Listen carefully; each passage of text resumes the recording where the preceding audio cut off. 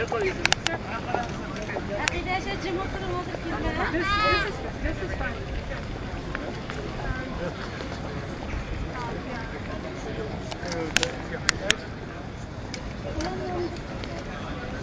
if you stand behind that, facing us.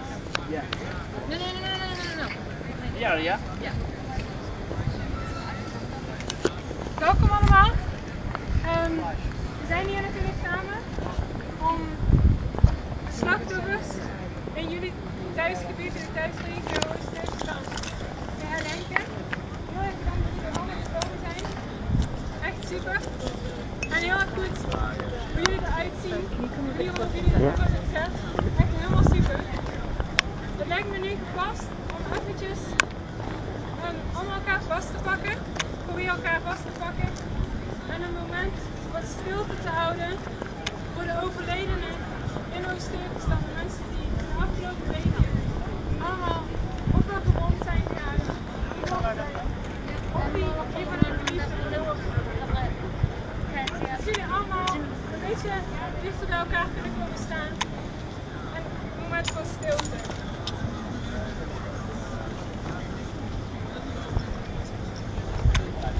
Goed zo, ja. Ja. Probeer elkaar vast te pakken.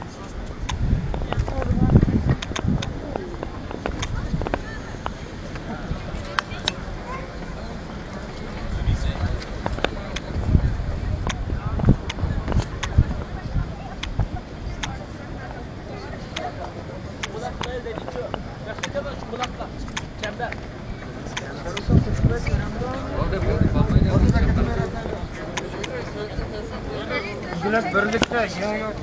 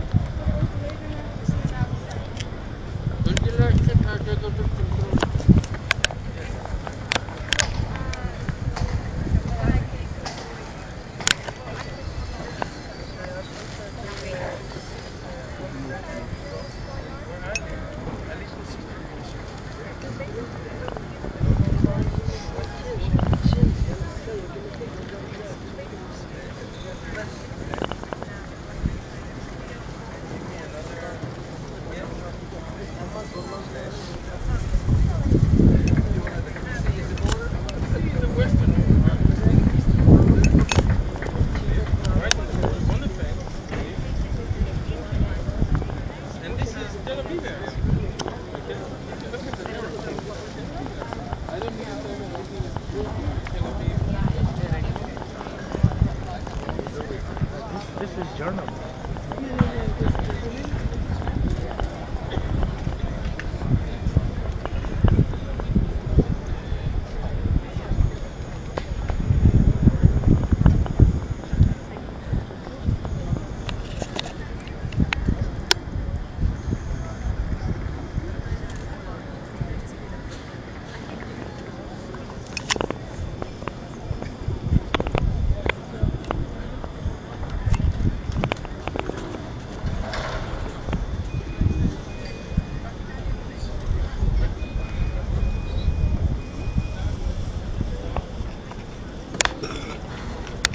We're gathered here today because we want to show the Uyghurs' cause, we want to show solidarity from those of us in the Netherlands in support of the Uyghurs' cause that's suffering in China.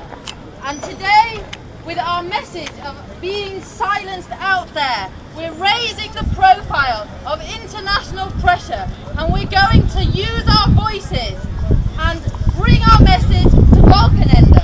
I have here a letter that we're going to, after the demonstration, send to Balkanende in support of restoring justice for the Uyghur cause.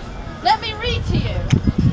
Dear Mr. Balkanende, Chapter 1 of the Constitution of the Kingdom of the Netherlands outlines the non-negotiable basic freedoms shared by all citizens, including freedom of speech, religious practice, assembly and association.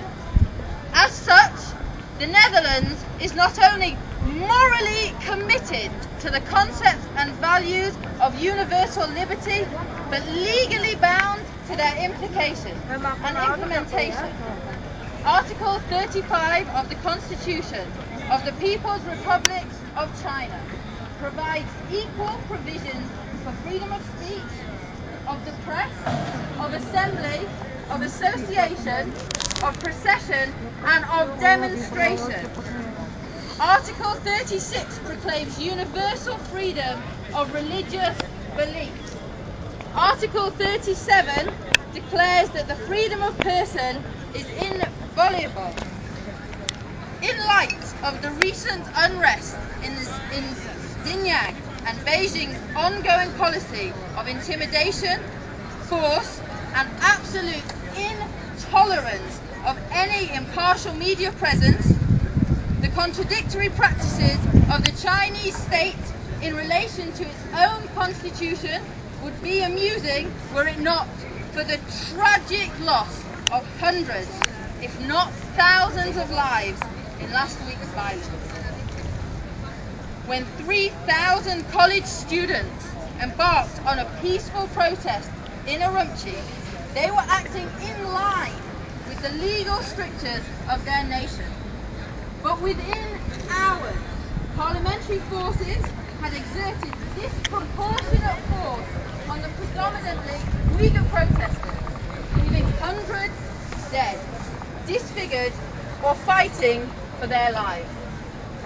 Violence and oppression is not new to East Turkestan. The ethnic Uyghur community has endured systematic attempts to dilute their centuries-old culture through population policies and crushing cultural and linguistic clampdowns. Long-standing restrictions on religious practice and last week's enforced closures of mosques on the holiest day of the week is further proof that the noble words of China's constitution, the guarantor of basic rights for more than a sixth of the world's people, are void of any meaning and any value. The Uyghur community in this country, many of whom have fled persecution, violence and torture in their homelands, appeal to you today to exert without delay the diplomatic pressure to safeguard the lives of over 10 million innocent people in China. They apologise